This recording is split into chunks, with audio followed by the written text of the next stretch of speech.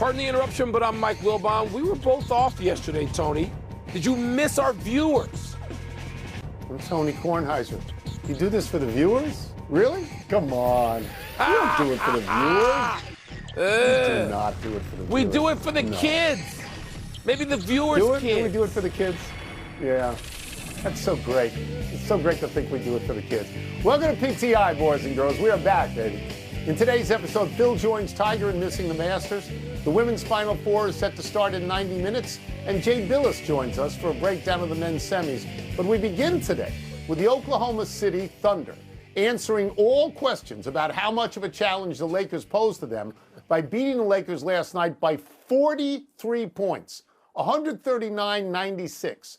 In that game, Shai Gilgeous-Alexander had 28 points, 7 rebounds, 7 assists, and just 1 turnover in 30 minutes on the court. And in that game, Luka Doncic went out in the third quarter with a bad hamstring, and in his 26 minutes, Doncic had just 12 points on 3 of 10 shooting and 6 turnovers.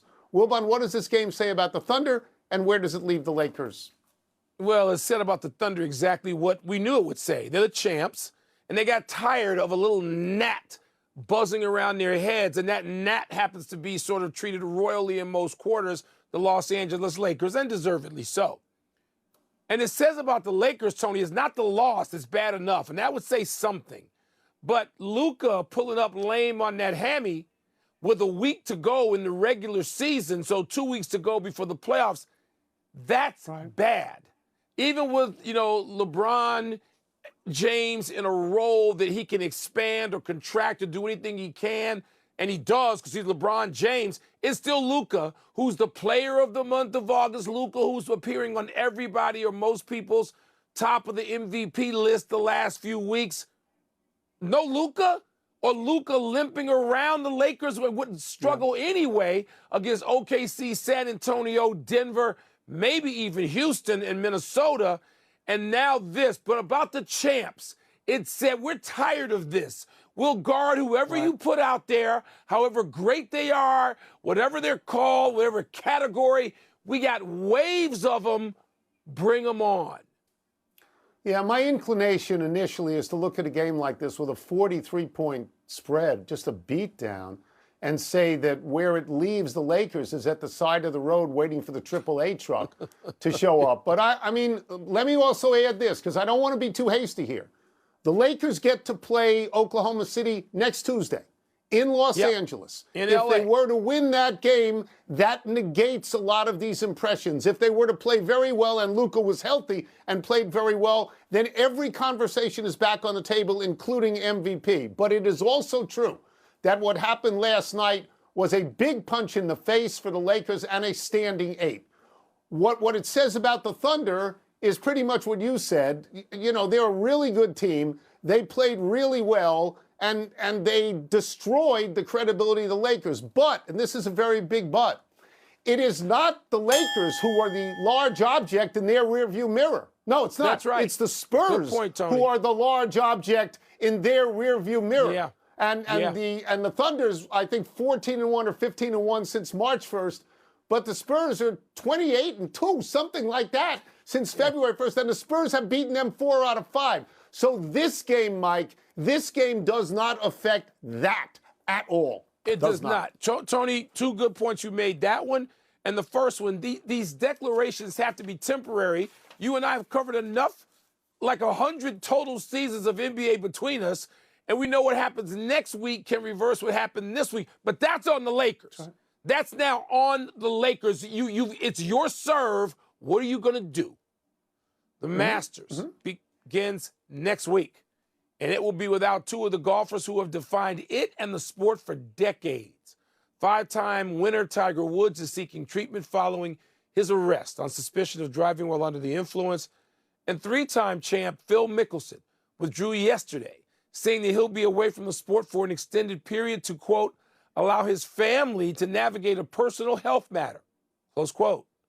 Tone, the first Masters without Tiger and Phil since 1994. Has you feeling how?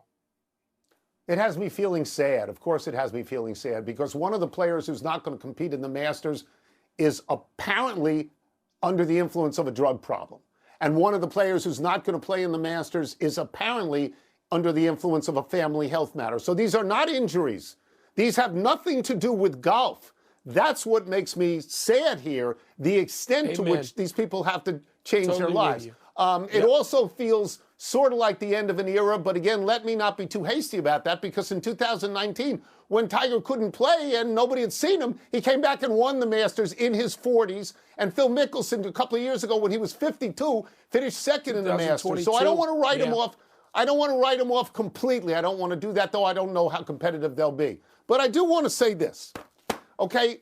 These people, these two, are the most important golfers in the last 30 years. Tiger has 5 green jackets. Only Jack Nicklaus has more. Phil has 3 green jackets. Only Tiger and Jack and Arnold Palmer have more. They got 8 between them, Mike. And if you look at people ranked number 1 for long periods of time in the last 10 to 15 years, Rory McIlroy, Dustin Johnson, John Rahm, who else am I leaving out? Scotty Scheffler, and come on, I wrote it down. All right, it doesn't matter. I'll get to it at some other point. They've got 6 among them. Jordan Spieth. They've got 6 among them. These guys have 8. I mean, their dominance is so important. It is. And I feel 2 ways about it. I wonder about this because basketball has it coming. There's going to be some postseason that doesn't include LeBron and Steph, or LeBron and KD and Steph. And the sport has to go on. They do. They have to go on. And so the golf is in that place right now with Tiger and Phil. And there's a sadness first. My first response is these guys not being there for these specific reasons. It just sort of casts a pall initially. Yes. But, Tony, even if they come back and they're competitive once each, one time more or something like that, which we both would wildly applaud, they're capable guys out there. You mentioned Scotty Scheffler. Golf seems to be in as good a hands as the sport could be competitively without those guys, as good as it can be right now.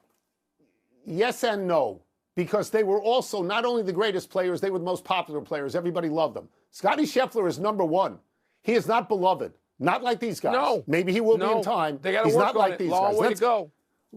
Yeah, let's get to the college basketball being played tonight and being played right near where you are right now in Arizona. Phoenix is hosting the women's Final Four. I'm sure, Mike, somebody would send a car for you if you want to go. All 4 number 1 seeds have reached this point. UConn will play South Carolina in the early game. UCLA will play Texas in the late game. Wilbon, does UConn or UCLA face the tougher test? This isn't close. And yes, I will be here not going to the games today, but certainly planning to be at Sunday's national championship final. This isn't close. Texas, the current Texas regime, doesn't have any national championships. Do they? The answer is no. So UCLA is playing a team that, yes, it lost to earlier this season, so they sort of have the revenge factor going for them. But no, UConn is playing a worthy current champion, a champion once removed, a school and a coaching staff, Dawn Staley, with 3 national championships, and that would be 2 more than Geno and UConn since 2017. So this ain't close. South Carolina got their clocks cleaned. Who said that years ago? And a year ago by UConn, they were down by 100. Right. They lost by like 23. Talk about revenge motive. South Carolina, Tony, I will take South Carolina right now to win the first game tonight. Not cover and all your get a bookie, DraftKings junk. To win the game, South Carolina to beat UConn tonight. That's what I'm taking. So that question is an easy answer. Yeah, so I'm going the other way on that. If you had asked me to write a bracket 3 weeks ago when this began, I would have put UConn in the final game and I would have put them in ink because they've now won 54 straight games and they're beating people by 1 million. I will give you this. South Carolina has won this thing recently. Okay, not years and years ago, 2022 and 2024. Forget 2017. Like, this is not a long time ago. They've done that, and they do have Dawn Staley, who's got 3. And so they have to be given a chance, a good chance. But I look at what happened last year in the final. That was 23 points. That's significant to me. That I will say this. Mike. I think that Texas has great wins this year. They beat UCLA, they beat South Carolina twice. They do. Texas may actually be underrated at the moment. And I think Texas can beat or should beat UCLA, but I will, unlike you, I will be less surprised if UCLA wins that game than if UConn loses. That would be, for me, the biggest surprise. So we differ on this. Let's take a break. But coming up, we will ask Jay Billis who he favors in tomorrow's men's games. We'll also ask him what Tommy Lloyd staying in Arizona means for UNC's head coaching search. How's that historical note going for you with UNLV and Duke when they went back-to-back years and somebody won by 40 to... We're about 24 hours from tip-off of the men's Final Four, which makes it a perfect time for a visit from our great friend, the ever-dashing ESPN college basketball analyst Jay Billis in Indianapolis, outdoors at the moment. Let's start with this. The early game tomorrow is 3-seed Illinois against 2-seed UConn. Illinois is a slight light favorite. Is that how you see this game? I actually have UConn as a slight favorite in the game. These two teams played earlier in the year in late November. I don't think that game really matters because Illinois point guard Keaton Wagler, a freshman, didn't have ball handling responsibilities in that game. Kylan Boswell was handling the ball more often. He had 25 in that game. But I think that game's kind of irrelevant with regard to this because both the teams are substantially different. But Illinois poses UConn some interesting issues because they're excellent offensively. And what Illinois does really well is they hunt out matchups. They'll hunt out the weakest defender, and they do a great job with ball screen angles so they can get a switch and then attack the switch that they get. They did that very effectively in the second half against Iowa in order to get here. But UConn runs such beautiful offense, and Terrace Reed Jr. is going to be their biggest problem because of his size. I mean, he's averaging close to 23 points a game in the tournament and 13.5 rebounds. But Alex Karaban, I think, is a key on both ends of the floor. And if UConn were to win the championship this year, Alex Karaban will have 3 championships in his career. That would make him the only non-UCLA player in history to have 3 national championships. Wow. That's pretty wild. That is pretty wild. We'll stay on UConn for a second, Jay. And the word demonstrative certainly seems fair when describing Dan Hurley, who you know pretty well. Last week he had the forehead taps with officials being the latest incident. You know him well. You've known him for a long time. Give us just your sense of Dan Hurley, just sort of the picture of who he is and how he is in a situation like this. I love Dan Hurley. You guys know, I mean, he's from a family of basketball royalty with Bob Hurley Sr. in the Hall of Fame and Bobby Hurley, arguably the best point guard to ever play college basketball. But Dan is unique, and he's old school in the way he coaches. He's new school in the system he uses. It's like watching a European pro team out there, very creative, especially offensively. But he's really quirky. Like, he's a high-character person and coach that is a character. And, back in the day, in the 80s, 70s, we had a bunch of characters. We don't have as many now. It's more corporate. It's a multi-billion-dollar industry now. But Dan is really quirky. He wears the Superman underwear and the socks, and he's really superstitious, and he burns incense on the floor before games and puts garlic under the stands and all that stuff. I can't imagine that helps, but if he thinks it helps, that's great. But I love having a character like Dan in the game. Jay, the second game, Michigan and Arizona seems just irresistible, one of the irresistible matchups in recent years to me. How do you separate the two? The one separator, Michael, that I think could be there is the free throw line. Arizona is a pounded inside team. They play inside out. They make threes, but they don't take a lot of them. They shoot a really good percentage, like 38% as a team from three, and Braden Burry is an outstanding three-point shooter. He's their best shooter and top scorer. But they like to pound the ball inside, and as a result, they get to the free throw line a lot. Arizona has made more free throws than their opponents have attempted. In fact, they've made 100 more than their opponents have even shot. So that means if their opponents have made 100% of their free throws, Arizona's outscored their opponents by 100. And so Michigan being able to play really good defense and be physical without fouling is going to be important. And Michigan is a really good interior defensive team. Adai is one of the best shot blockers in the country. They've got size and bulk as well. So that's going to be a key, is who wins the battle of the paint. And then the glass is going to be important. And when you've got to send everybody to the defensive glass, that can affect your transition as well, because it pulls everybody in, so it makes it a little bit tougher to run. Let me get you out of here on this, and it's news today. Arizona coach Tommy Lloyd is going to stay out west with Arizona rather than leave for the North Carolina job. What does this mean for Arizona, and where does this leave the Tar Heels? Well, it's more of the same in the college basketball industry. Anytime there's a coveted job open like North Carolina, and North Carolina happens to be the program now, they wind up making coaches a heck of a lot of money, because the schools they feel insecure that their coach may leave, so they sign them to extensions. The coaches can get more money for the program, for their staffs, all that stuff. And I thought Tommy Lloyd handled it beautifully. And Dusty May, the same thing. I always thought that Skip Prosser, the late, great Skip Prosser, when he was at Wake Forest, had the best answer. When anybody asked him about a job opening, he would say, I don't talk about my job status.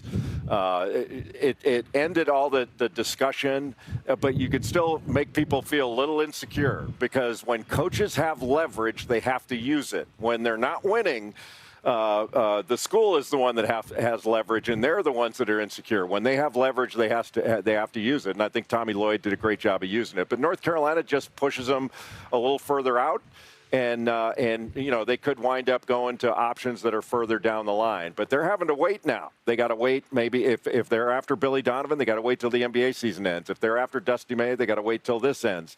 And Dusty May's taken the Skip Prosser line, and I think he's been really smart in doing that.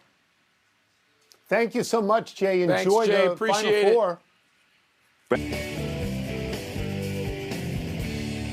Happy time, people. Happy 24th birthday to The Miz. The full name of the young Brewers ace is Jacob Mizorowski, but calling him The Miz keeps us from having to spell it in scripts. Also enables Wilbon to chant it repeatedly throughout the season, and he's already had reason to do so. The Brewers have won both of the Miz's early starts, and he struck out 18 batters across 11 innings. Wow. His fastball touched 101.1 in Wednesday's win over the Rays. It seems like every year we wait for the Brewers to fall apart, and they never do. This appeared to be a rebuilding year, but once again they're atop the NL Central with a record of 5-1. Tony, they may skip right over rebuilding indeed, but beating the White Sox 3 times to start the season, the White Sox should be relegated. They may be worse than they were a couple of years ago, so I don't know what that means for the Brewers just yet. Happy anniversary, Michigan. On this day 37 years ago, the Wolverines won the national championship in overtime, beating Seton Hall when Ramil Robinson stepped to the line and hit 2 free throws with 3 seconds left. Glenn Rice had 31 in that title game and 184 for the tournament, a record that still stands. The Wolverines were coached by Steve Fisher, who got elevated to the job just hours before the tournament, when Bill Frieder announced he'd agreed to leave for Arizona State after the tournament, and A.D. Bo Schembechler fired him, saying he wanted a Michigan man coaching Michigan. I'm with my man Jalen Rose when he says to the current Michigan players, love you guys, but don't get carried away yet talking about greatest team ever, because these guys won.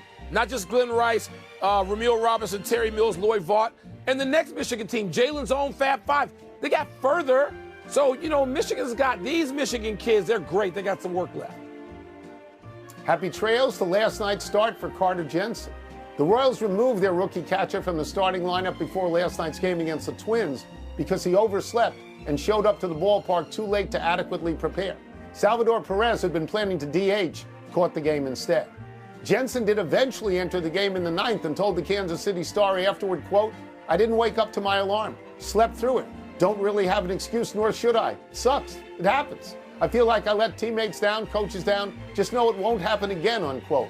The 22-year-old was aware of his awakening challenge back in the spring when he told the Royals social media team that he needs 6 to 8 alarms to wake up. We've all overslept. I still have nightmares about oversleeping my last final exam in college. Come on, stop. We've all done it. The apology should be sufficient. One omission, promising Cubs starter Cade Horton left today's game against the Guardians in the second inning with right forearm discomfort. Your reaction? That's it? That's your reaction? Yeah. Okay. Let's go to the big finish. Victor Wembanyama sat out of the Spurs win over the Clippers due to injury management of his right ankle. You okay with that?